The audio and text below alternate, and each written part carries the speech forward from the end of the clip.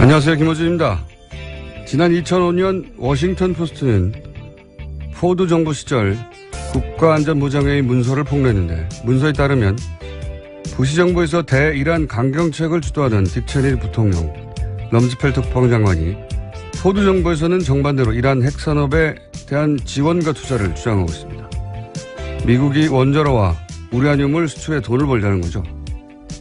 이후 사이가 틀어진 미국은 이란의 핵개발을 놓고 오랜 기간 갈등하다 2015년 오바마 정부에서 핵 합의를 성사시킵니다. 하지만 새로 들어선 트럼프 대통령은 이란 핵 합의가 잘못됐다며 이를 파기하겠다고 말해왔죠. 지난주 트럼프 정부는 이란 핵 합의를 확인하자며 이란 군사기지에 대한 사찰을 요구했고, 이란은 합의를 준수하고 있다며 반박을 했습니다. 실제 UN 국제원자력기구 IAEA는 보고서를 통해서 이란의 저농축 우라늄 양과 농축률, 중수 보유량이 합의 기준을 넘지 않아 이란이 핵 합의를 잘 준수하고 있다고 발표를 했습니다. 하지만 트럼프는 아랑곳하지 않습니다. 어제 북한은 수소폭탄 실험을 했죠. 북한은 국제사회 룰을 따르지 않습니다. 우리에게 정말 위험하고 골치 아픈 존재인데, 그런데 이 북한 문제를 함께 해결할 미국 역시 자국 이익에 따라 합의를 깨운 역사 깁니다. 여전히 우리 보수는 미국만 쳐다보자고 하는데, 미국만 쳐다봐서 이 문제 해결이 안 됩니다. 이 문제는 결국 우리 주도로 해결해야 한다. 김호준 생각이었습니다.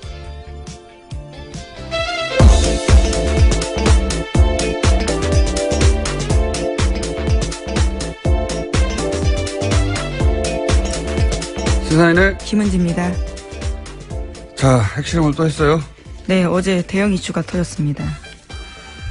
이게 이제 6차 핵실험이죠, 6차 핵실험. 네, 지난해 9월에 5차 핵실험이 있었고요. 문재인 정부가 출범한 이후엔 처음입니다. 그렇군요. 자, 규모 5.7의 인공지진. 그리고 여기에 대해서 청와대는 어떻게 반응했습니까? 네, 청와대 반응부터 먼저 전해드리면요. 이에 대해서 당연히 용납할 수 없다라는 입장인 건데요. 네, 문재인 대통령은 국가안전보장회의 긴급 소집했습니다. 문 대통령은 북한에 참으로 실망스럽고 분노하지 않을 수 없다라고 밝혔는데요. 또 국제사회로부터 고립을 더욱 가중시키는 실로 어처구니 없는 전략적 실수를 자행했다라고 비판했습니다. 정우영 청와대 국가안보실장은 북한을 완전히 고립시키기 위한 유엔 안보리 제재 결의 추진 등 모든 외교적 방법을 강구해 나가겠다라고 밝혔습니다. 트럼프 대통령이 또 무슨 성명을 발표한 게 아니라 트윗을 했어요. 또 여기서. 네. 트윗을 남겼습니다. 어제 저녁이었는데요. 이렇게 남겼습니다. 자신의 트위터를 통해서 북한이 큰 핵실험을 감행했다면서 그들의 말과 행동은 여전히 미국에 매우 적대적이고 위험하다라고 비난했는데요. 또 그러면서도 한국에 대해서도 언급했습니다. 자신이 말한 대로 한국은 대북 유화책이 통하지 않을 것이라는 사실을 깨닫고 있다면서 그들은 하나만 안다 이렇게 언급했습니다. 또 중국에 대해서도 언급을 했는데요. 북한은 심각한 위협이 되어버린 불량 국가라면서 그들을 도우려고는 하지만 거의 성과를 거두지 못하고 있는 중국에도 창피가 되고 있다라고 비난했습니다. 한마디로 뭐 자기는 다 알고 있었다는 얘기죠. 자기는 잘했는데, 그런데 이제 실제로는 자신도 대화하겠다고 했다가 화염과 분노 얘기했다가 김정은 종료한다고 했다가 다시 또 대화하자고 했다가, 이게 이제 얄팍한 이들의 특징이죠. 자기가 불리할 때 자기도 같은 말 했으면서 상대에게 내가 뭘 했어 이러는 거죠. 예. 네, 그래서 미국 내에서도요, 트럼프 대통령의 이야기가 두서없다라는 비판이 나오고 있습니다. 뉴욕타임즈도 비판을 했다고 보도했던데. 예. 네, 트위터에 대한 내용에 대한 비판인데요. 트럼프 대통령이 문재인 정부에 대해서 부당하게 듣기 싫은 소리를 했다라고 지적했습니다. 그러니까 뉴욕타임스 같은 경우에는요, 트럼프 대통령의 이 같은 인식은 잘못된 것이고 북핵 문제 해결을 위해서 한미 공조에도 장애가 될 수 있다는 전문가들의 우려를 전달했습니다. 이런 얘기는 미국 내에서 정말 많이 나와요. 예. 저희가 조만간, 그러니까 지금의 북핵 위기는 물론 북한의 책임을 동시에 언급해야 하지만 트럼프가 자초했다는 얘기도, 그런 분석도 많이 나옵니다. 자, 여기에 대해서 또 청와대 뭐라고 그랬습니까? 이 트윗에 대해서. 예, 트럼프 대통령 트위터에 대해서요. 우리는 동맹국들과 함께 평화를 통한 한반도의 비핵화를 포기하지 않고 추구해 나갈 것이다 라는 입장을 밝혔습니다. 또 한미 양국은 긴밀한 공조를 바탕으로 북한에 계속되는 도발에 대응해 국제사회와 함께 최대한 강력한 제재와 압박을 가하는 일치되고 확고한 입장을 견지하고 있다라고도 밝혔습니다. 그렇군요. 자, 핵실험은 작년에 2번 했어요.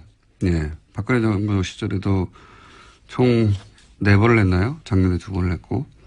올해 이제 문재인 정부 들어서 처음 하는 건데, 북한이 이제 룰을 깬 역사도 길지만, 오프닝에서 얘기했지만, 미국이 자국 이익에 따라 손바닥 뒤집은 역사도 아주 길어요. 이란에도 금방 돌았지만, 최근 전쟁을, 또 추가 파병하는 아프간 탈레반도 미국에 지원을 했거든요. 그리고 미국이 대량 살상 무기 있다면서 거짓말이었죠. 예, 제거한 후세인도 애초에 미국이 지원을 한 상대고. 아주 긴 역사가 있죠. 북한은 아마 이제 미국을 보면서 카다피를 떠올리겠죠. 카다피가 실제 미국하고 핵실험 금지 조약 맺고, 원자로도 미국이 들어와서 폐쇄했거든요. 경제제재. 그러면서 경제제재 걷고 나서 테러 지원국 명단의 삭제. 그리고 나서 그러는 사이에 리비아, 반란군을 조직해서 결국 카다피를 제거하죠. 이런 생각을 하겠죠. 북한 입장에서는 또. 예. 미국은 뭐 언제나 자국 이익 우선으로 약속을 지키기도 하고 지키기도 했으니까. 이런 이야기를 우리 언론이 워낙 잘 안 하니까. 미국 중심으로만 얘기해보니까. 잠깐 언급을 했는데. 이란 핵 합의도 오바마가 최대 성과로 한 거는 트럼프는 깨겠다고 했거든요. 잘못됐다고. 예. 그래서, 원자력 기구에서 사찰해서 보고서 냈는데 잘 지키고 있다고. 지난주인가에 못 맺겠다고 이제 군사시설, 핵시설 말고 군사시설 사찰하겠다고. 그걸 누가 응하겠습니까? 그거 응하지 않으면 세컨더리 제재하겠다고 하고 있어요. 예. 우리 보수가 항상 미국한테 이제 문제 해결을 맡겨야 한다고 그래 왔잖아요. 예. 그런데 미국에게 북핵 문제를 다 맡겨버린 게 지난 10년이에요. 그런데 10년 동안 핵실험은 계속됐고 박근혜 정부 시절에는 작년에도 2번 했습니다. 2번. 가장 미국 말을 고지고대로 따랐는데 그리고 그 기간 경제 제재를 계속 했는데도 실험을 계속 해왔단 말이죠. 그러니까 지금도 이제 보수 진영에서 미국과 얘기를 잘해라. 사드를 빨리 배치하라고 하는데 사드를 배치한다고 뭐 핵실험 안 합니까? 결국은 미국이 협상 테이블에 나와야 된다. 제 생각이지만 우리 정부 역량은 거기 집중돼야 된다. 예. 이 문제는 저희가 3부에서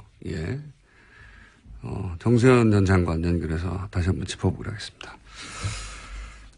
자, 다음 수는요. 네, 북한의 핵실험이 있기 직전에 미국 트럼프 대통령은 이번 주 한미 FTA 탈퇴 여부 결정할 수 있다라는 이야기도 했었습니다. 참모들에게 한미 FTA 탈퇴 준비를 지시했다라는 워싱턴 포스트 보도를 확인하는 기자들에 대한 답변에서였는데요. 워싱턴 포스트는 트럼프 대통령이 FTA 잔류하면서 일부 조항을 수정하는 재협상을 결정할 수도 있지만 이번 주 공식 탈퇴 절차에 착수할 수 있다고도 보도한 바 있습니다. 트럼프 대통령의 협상 전략은 블러핑인 것 같아요. 이게 기업을 할 때는 잘 통했나 봐요. 예.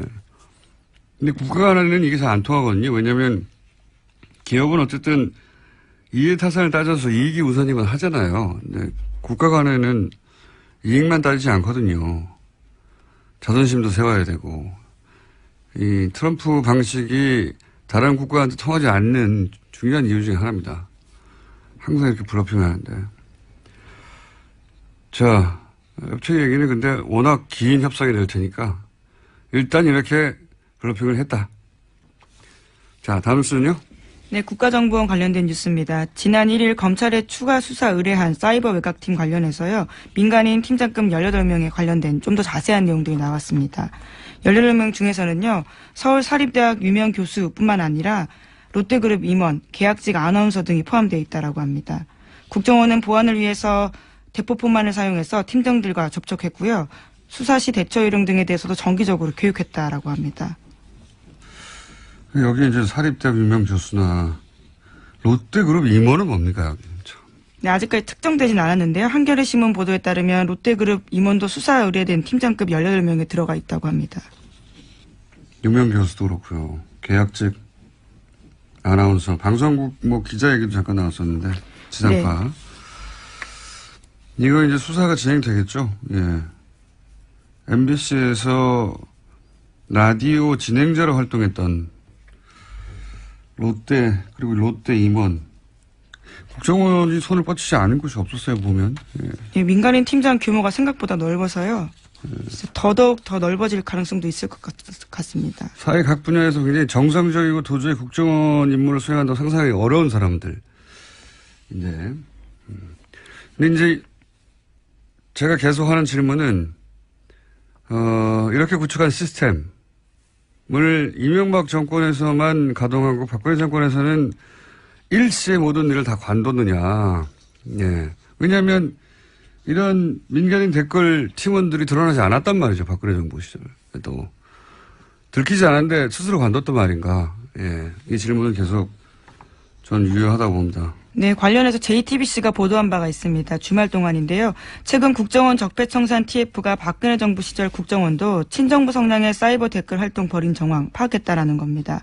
그래서 TF에서는요, 박근혜 정부의 국정원 고위 관계자들에 대해서도 국정원법 위반 혐의 적용 가능할 것으로 보고 있다고 합니다. 저는 박근혜 정부에서도 들키지 않았는데 스스로 관뒀다고 보기는 어렵고 계속 지속됐을 가능성이 대단히 높다. 근데 그중 실마리들이 나오는 것 같은데. 두 번째 질문은 저는 지금은 안 하는가 합니다. 지금은. 이제 정부, 청와대 권력은 바뀌었지만, 국정원도 국정원장은 바뀌었지만, 그 조직은 그대로란 말이죠. 지금 개편하고 있지만. 저는 지금도 댓글 활동의 흔적이라고 보이는 그런 활동을 본 적이 있어요. 규모는 축소됐지만.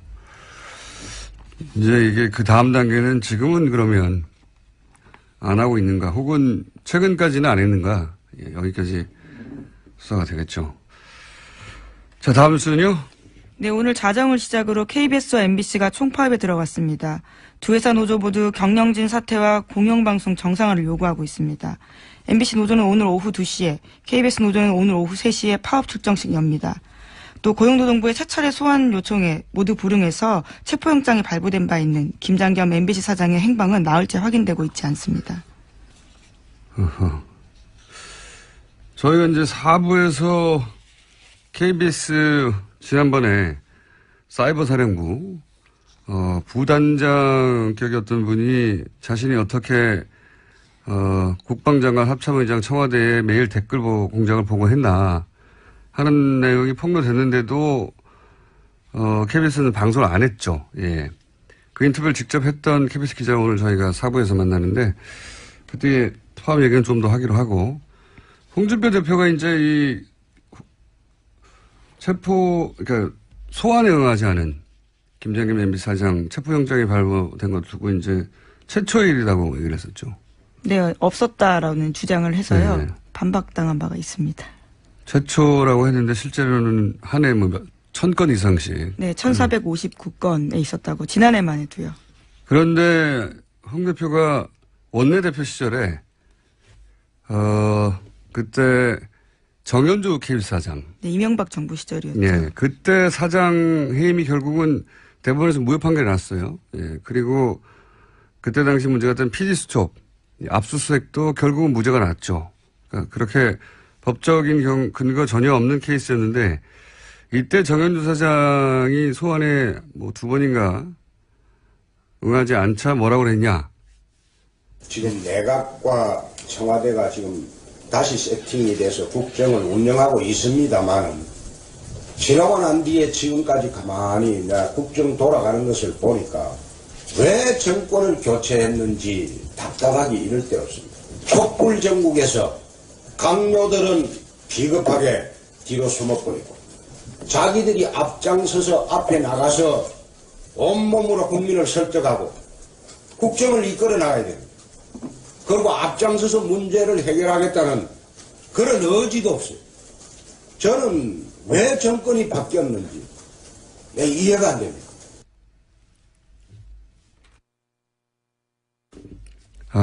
요 내용이 빠졌네요. 요 내용에 KBS 사장의 경우 소원장을 두세 번 발부했으면 다음엔 법에 따라 체포영장이 발부돼야 한다. 예, 그렇게 발언한 바 있죠.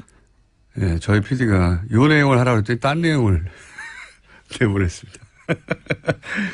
그때 KBS 사장의 경우에 소환장 냈는데 왜 체포영장 발부하지 않냐고 독촉하는 내용. 네, 검찰이 뭐라는 집단인지 모르겠다라는 발언까지 했었습니다. 네. 제가 이제 체포영장 이번에 발부된 건 최초라고 했는데 본인이 10년 전에는 체포영장을 발부하라고 했던 그런 말을 한 적이 있습니다. 예, 그 내용을 따라고 했더니 저희 PD가 딴 걸 땄어요. 혼내줘야 되겠습니다.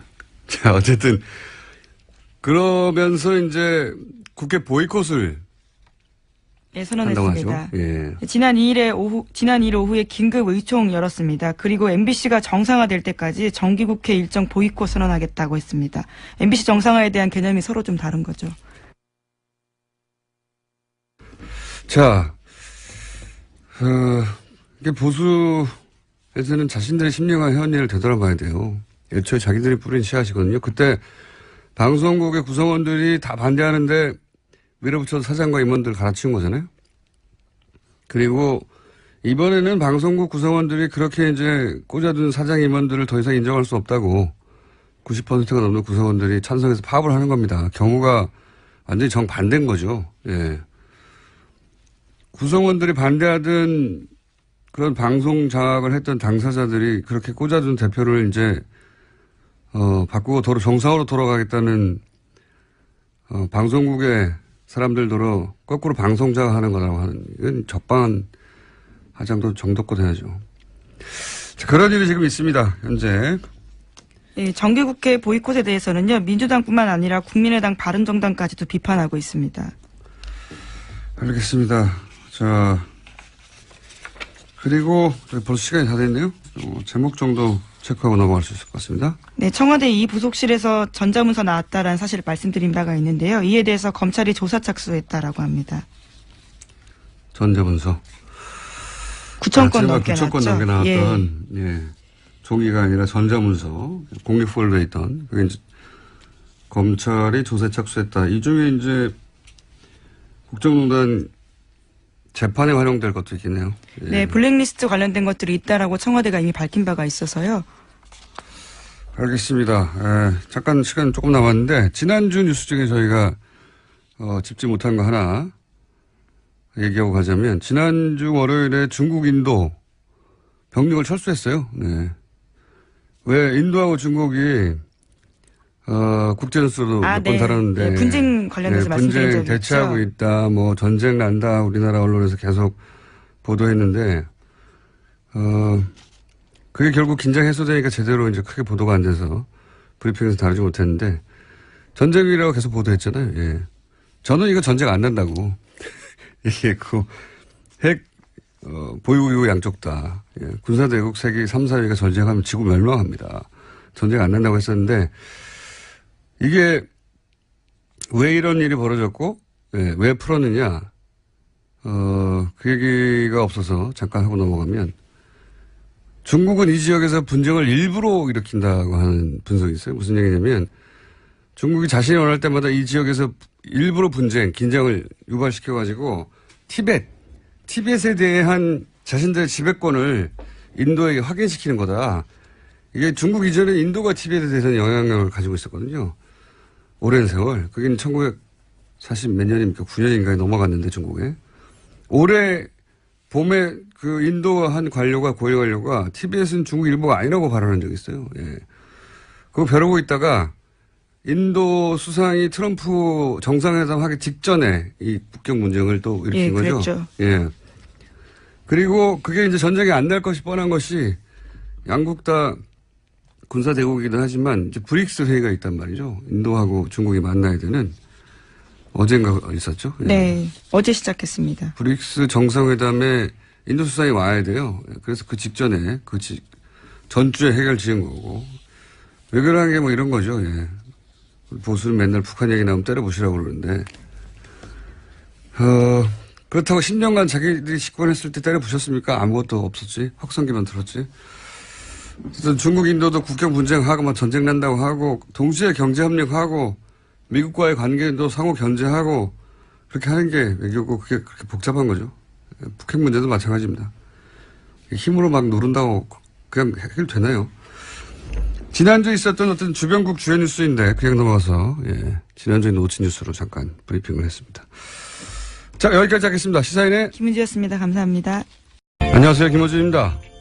지난 2005년 워싱턴 포스트는 포드 정부 시절 국가안전보장회의 문서를 폭로했는데 문서에 따르면 부시 정부에서 대이란 강경책을 주도하던 딕 체니 부통령, 럼즈펠트 국방장관이 포드 정부에서는 정반대로 이란 핵산업에 대한 지원과 투자를 주장하고 있습니다.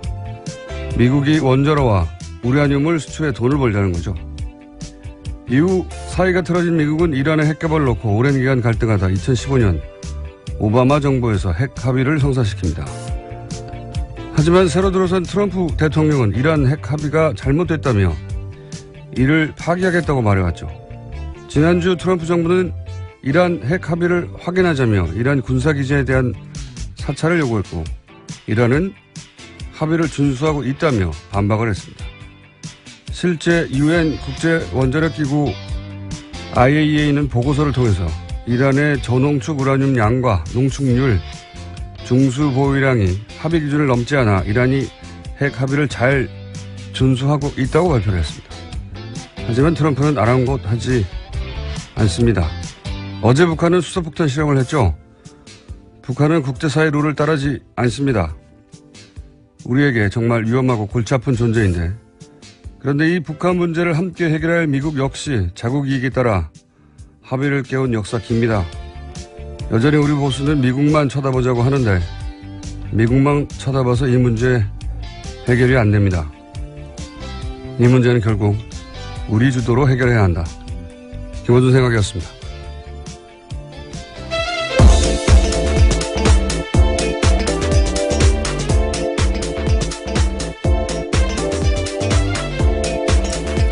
시사인의 김은지입니다. 자, 핵실험을 또 했어요? 네, 어제 대형 이슈가 터졌습니다. 이게 이제 6차 핵실험이죠, 6차 핵실험. 네, 지난해 9월에 5차 핵실험이 있었고요. 문재인 정부가 출범한 이후엔 처음입니다. 그렇군요. 자, 규모 5.7의 인공지진. 그리고 여기에 대해서 청와대는 어떻게 반응했습니까? 네, 청와대 반응부터 먼저 전해드리면요. 이에 대해서 당연히 용납할 수 없다라는 입장인 건데요. 네, 문재인 대통령은 국가안전보장회의 긴급 소집했습니다. 문 대통령은 북한에 참으로 실망스럽고 분노하지 않을 수 없다라고 밝혔는데요.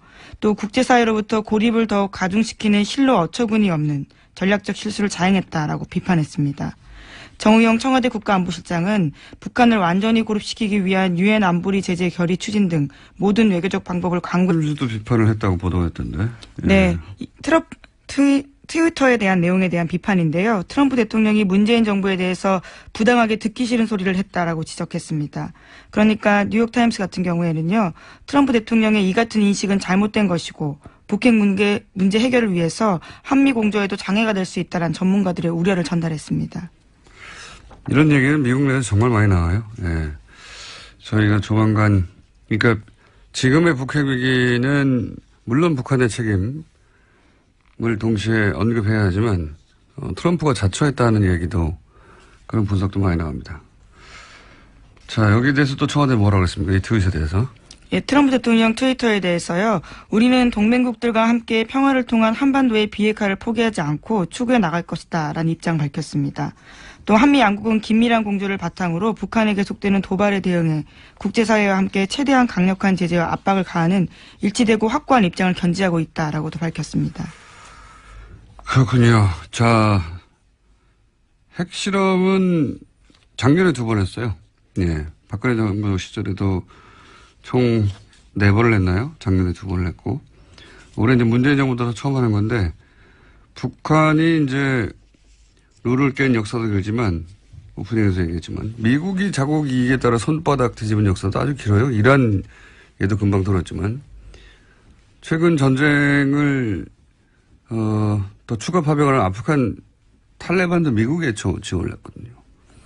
그리고 미국에 대량 살상 무기 있다면서 거짓말이었죠. 예, 제거한 후세인도 애초에 미국이 지원을 한 상대고 아주 긴 역사가 있죠. 북한은 아마 이제 미국을 보면서 카다피를 떠올리겠죠. 카다피가 실제 미국하고 핵실험 금지 조약 맺고 원자로도 미국이 들어와서 폐쇄했거든요. 경제 제재. 그러면서 경제 제재 걷고 나서 테러 지원국 명단의 삭제. 그리고 나서 리비아, 그러는 사이에 리비아 반란군을 조직해서 결국 카다피를 제거하죠. 이런 생각을 하겠죠. 북한 입장에서는 또. 예. 미국은 뭐 언제나 자국이 우선으로 약속을 지키기도 하고 지키기도 했으니까. 이런 이야기를 우리 언론이 워낙 잘 안 하니까. 미국 중심으로만 얘기해 보니까 잠깐 언급을 했는데 이란 핵 합의도 오바마가 최대 성과로 한 거는 트럼프는 깨겠다고 했거든요. 잘못됐다고. 예. 그래서 원자력 기구에서 사찰해서 보고서 냈는데 잘 지키고 있다고. 지난 중가에 못 맺겠다고 이제 군사시설, 핵시설 말고 군사시설 나가겠다라고 밝혔습니다. 트럼프 대통령이 또 무슨 성명을 발표한 게 아니라 트윗을 했어요. 또 아메리카에서. 네. 트윗을 남겼습니다. 어제 저녁이었는데요. 이렇게 남겼습니다. 자신의 트위터를 통해서 북한이 큰 핵실험을 감행했다면서 그들의 말과 행동은 여전히 미국에 매우 적대적이고 위험하다라고 비난했는데요. 또 그러면서도 한국에 대해서도 언급했습니다. 자신이 말한 대로 한국은 대북 유화책이 통하지 않을 것이라는 사실을 깨닫고 있다면서 그들은 하나만 안다 이렇게 언급했습니다. 또 중국에 대해서도 언급을 했는데요. 북한은 심각한 위협이 되어버린 불량 국가라면서 그들을 도우려고는 하지만 거의 성과를 거두지 못하고 있는 중국에도 창피가 되고 있다라고 비난했습니다. 한마디로 뭐 자기는 다 알고 있었다는 얘기죠. 자기는 잘했는데 그런데 이제 실제로는 자신도 대화하겠다고 했다가 화염과 분노 얘기했다가 김정은 존경한다고 했다가 다시 또 대화하자고 했다가 이게 이제 얄팍한 이들의 특징이죠. 자기가 분리할 때 자기도 같은 말 했으면서 상대에게 내가 뭘 했어 이러는 거죠. 예. 네, 그래서 미국 내에서도요 트럼프 대통령의 이야기가 두서없다라는 비판이 나오고 있습니다. 뉴욕타임